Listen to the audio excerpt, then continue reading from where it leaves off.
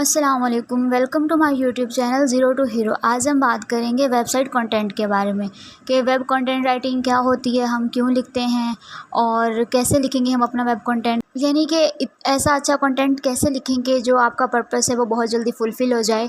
चलिए अब स्टार्ट करते हैं कि what is web content. Web content वो होता है जो आप वेबसाइट के मतलब जो पेजेस हैं वहाँ पे जो कंटेंट यूज़ करते हैं। जैसे कि आप होम पेज पे कंटेंट यूज़ कर लिया और अबाउट अस के पेज पे आपने जो कंटेंट यूज़ कर लिया और कोई स्टोरी बता दी, या कोई सर्विसेज के अलग अलग पेज होते हैं वहाँ पे आपने सर्विसेज का के बारे में बता दिया। तो जो वहाँ पे जितना भी कंटेंट यूज़ हो रहा है वो होता है वेब कंटेंट। अच्छा, अब वेब कंटेंट का जो रोल है वो क्या है, उसकी इम्पोर्टेंस क्या है। तो सबसे पहला जो हमारे पास जो उसकी इम्पोर्टेंस है वो है इंफॉर्मेशन देने के लिए। जैसा कि आप समझ लें कि मतलब कि एक वेबसाइट बना रहे हैं आप आईटी कोचिंग की, ठीक है, वहाँ पे आप कंटेंट लिख रहे हैं। तो उस वेब पेज पे आपको बताएंगे, आपको इन्फॉर्म करेंगे कि ये हमारी मतलब कि ये वेबसाइट है, हमारी ये कोचिंग ऑनलाइन कोर्स वगैरह जो है ऑफलाइन कोर्सेज़ हैं या जो भी हैं आप उनको इन्फॉर्म करेंगे, ठीक है। दूसरा है ऑप्टिमाइज्ड वेबसाइट पर एसईओ, ठीक है। जिस वेबसाइट को आपने रैंक करवाना है गूगल के ऊपर, आप उस हिसाब से कंटेंट लिखेंगे। समझ लीजिए आपने आईटी कोचिंग इन पंजाब, तो आपने कैसे उसकी मतलब कि उसके टैग्स वगैरह यूज़ करने हैं, तो कैसे कीवर्ड जो हैं आपने चूज़ करने हैं, कैसे आपने यूज़ करने हैं, तो वो जो कीवर्ड्स होंगे वही आपके कंटेंट के अंदर यूज़ होंगे। देन आएगा हमारे पास रीच पोटेंशियल कस्टमर्स। अब देखो एसईओ कर दिया, वेबसाइट के ऊपर जो कस्टमर वगैरह हैं आपने रीच कर लिए अपने गूगल के थ्रू या दूसरी वेब मतलब दूसरे सोर्स के थ्रू, तो वहाँ तक वहाँ उस इस तरीके से आप अपने कस्टमर्स तक पहुँच गए। देन आपने क्या करना है, जनरेट लीड्स, ठीक है। अब जो वेबसाइट के ऊपर कस्टमर्स आए तो वो उनको जैसे कि उन्होंने आपकी मतलब पोस्ट के लिए साइन अप कर लिया, आपको कॉल कर लिया, कोई इंक्वायरी कर लिया, तो आपकी लीड जनरेशन हो गई, ठीक है। उसके बाद आपने मतलब आपके लास्ट है फाइंड कस्टमर, यानी कि आपको आपके कस्टमर्स मिल गए। तो ये जो वेब कंटेंट के बेनिफिट्स हैं, रूल्स हैं, इंपॉर्टेंस है कि क्यों वेब कंटेंट लिखा जाता है। अच्छा जी, अब हमारे पास है कि how to write web content, कि अच्छा वेब कंटेंट कैसे लिखेंगे, स्टेप बाय स्टेप प्रोसेस जो है हम देख लेते हैं। स्टार्ट करते हैं कि पर्पस से। आप जो कंटेंट लिख रहे हैं कोई भी पेज के लिए मतलब लिख रहे हैं आप, आपको पर्पस पता होना चाहिए कि आप ये कंटेंट क्यों लिख रहे हैं। फॉर एग्ज़ाम्पल मैंने पहले बताया आप आईटी कोचिंग के लिए आप लिख रहे हैं, ठीक है, ऑनलाइन कोर्स का पेज है, आपको पता होना चाहिए कि ये किसके लिए है और क्यों लिख रहे हैं आप, वो सब पर्पस आपको पता होना चाहिए। जब आपको वो पर्पस पता होगा तो उसके बाद आप जाके ऑडियंस को अंडरस्टैंड करेंगे, ठीक है। जैसे कि हमारी हर बिज़नेस की अलग ऑडियंस होती है, तो उनका अलग लेवल होता है समझने का, तो उनका एज लेवल भी अलग होता है। तो for example IT coaching website है, तो उनकी जो मतलब कि 10th 11th 12th के स्टूडेंट्स होते हैं वो ऑडियंस होते हैं। कोई बिज़नेस की वेबसाइट है, वहाँ पे दूसरे ऑडियंस होते हैं। कोई बिज़नेस टू बिज़नेस हो गए, उन सब की अपनी अपनी कैटेगरीज़ हैं, वो अलग अलग मतलब अंडरस्टैंड करते हैं। तो आपके लिए बहुत ज़रूरी है कि आप मतलब अपने ऑडियंस को अंडरस्टैंड करें ताकि आपकी पिच उनसे मैच हो, ठीक है। देन है कंप्यूटर रिसर्च। आपके जो टॉप कंपटीटर्स हैं उनकी मतलब आपने उनकी वेबसाइट देखी, आपने देखा कि उन्होंने क्या स्ट्रेटजी फॉलो की है, उन्होंने किस टाइप का कंटेंट लिखा है। एक बार आपने कुछ आइडिया ले लेना वहाँ से, उनसे ज़्यादा अच्छा कंटेंट लिखने की आपने कोशिश करनी है। देन है हमारे पास के plan the content structure and outline, यानी कि अब आपने देख लिया, अंडरस्टैंड कर लिया ऑडियंस को, पर्पस पता कर लिया, रिसर्च भी कर लिया आपने कंपटीटर्स की, तो अब आप एक स्ट्रक्चर रेडी कर लें, ठीक है। आप समझ लें कि आप मतलब जो मतलब हेड ऊपर वो उसकी हेडलाइंस हैं या जो ऊपर उसका टाइटल है उसमें आप क्या करें, फीचर्स बताएंगे। फिर आप कोई एफएक्यूज़ वगैरह इंक्लूड करने हैं, कोई केस स्टडीज़ इंक्लूड करने हैं, तो आप एक स्ट्रक्चर रेडी कर लेंगे। जैसे कि मैंने आपको आई थिंक फोर्थ या आई थिंक फिफ्थ लेक्चर में बताया था कि वो हेडिंग सब हेडिंग्स और बिल्कुल एक आप प्रॉपर उनको अपने माइंड में एक उसका स्ट्रक्चर तैयार करते हैं, उनको लिखते हैं, तो सेम ये भी वही है। तो स्ट्रक्चर रेडी करने के बाद आपने हर स्ट्रक्चर पे कंटेंट लिखना शुरू कर देना है, ठीक है। स्टेप बाय स्टेप आपने अपनी उनकी मतलब स्ट्रक्चर में जो आउटलाइंस है उनको आपने यूज़ करना है और कंटेंट लिखना है। देन है मतलब उसके बाद हमारे पास आ जाता है प्रूफ रीडिंग एंड एडिटिंग, ठीक है।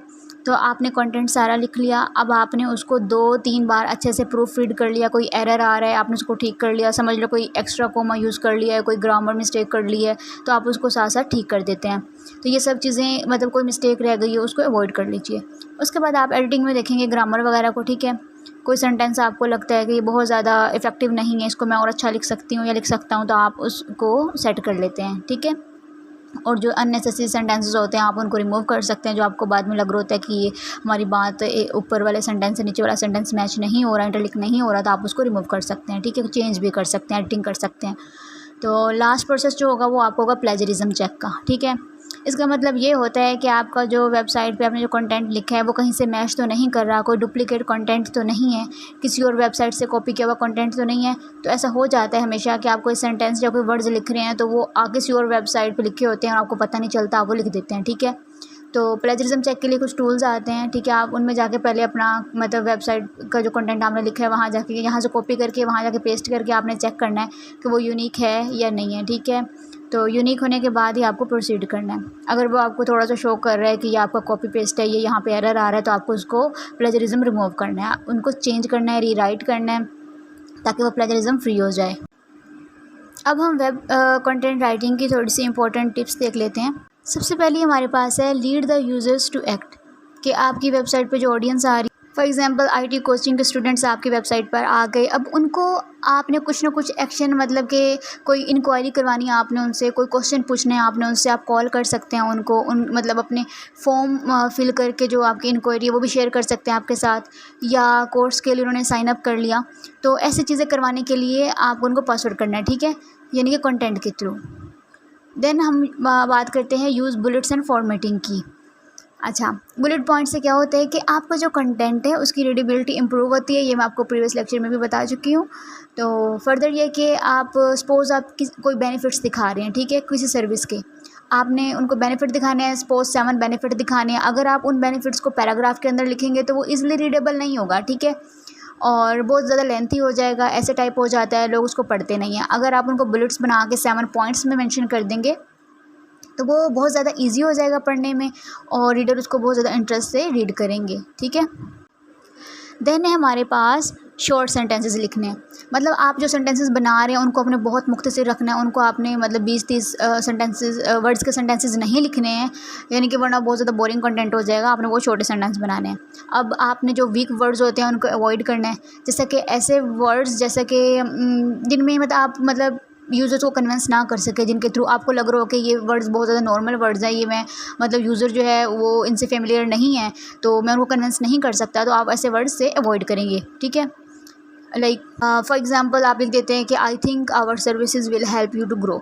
अब आपने लिख दिया, अब इसका मतलब ये है कि उनको श्योर नहीं है, उनको श्योर नहीं होगा, आपके जो व्यूअर्स हैं या रीडर्स हैं उनको इस बात की कंफर्मेशन नहीं होगी कि क्या आपकी सर्विसेज उनकी हेल्प करेंगी या नहीं करेंगी, तो ऐसी चीज़ें आपने अवॉइड करनी है, वीक वर्ड्स, ओके। उसके बाद कंसाइज एंड क्लियर रहना है आपने अपने कंटेंट के दौरान, ठीक है। आपने छोटे छोटे जो सेंटेंस लिख रहे हैं उनमें भी आपने ऐसा नहीं करना कि अननेसेसरी इन्फॉर्मेशन यूज़ कर ली है, नो, आपने बिल्कुल रेलिवेंट इन्फॉर्मेशन आपने देनी है, जो भी आपका मैसेज है आपने दूसरों को देना वो आपने बहुत क्लियरली देना है। देन कीवर्ड्स, ठीक है, एसईओ के लिए सबसे इंपॉर्टेंट जो है वो कीवर्ड ही होता है, ठीक है। अब चाहे आपको मतलब अपनी वेबसाइट पे आप वर्क करें, आपको कोई क्लाइंट वर्क दे रहे हैं, तो कीवर्ड रिसर्च करने के बाद उनको कैसे मतलब यूज़ करना है वो देख लीजिए, ठीक है। जैसे कुछ कीवर्ड्स को आप हेडिंग में यूज़ करेंगे, कुछ को आप अपने मतलब वेब कंटेंट के अंदर जो पैराग्राफ लिख रहे हैं वहाँ पर यूज़ करेंगे, तो वो यूज़ करिए, एसईओ के लिए अच्छा होता है। देन आप एक्टिव वॉइस जो हैं वो बहुत ज़्यादा यूज़ करने हैं, ठीक है।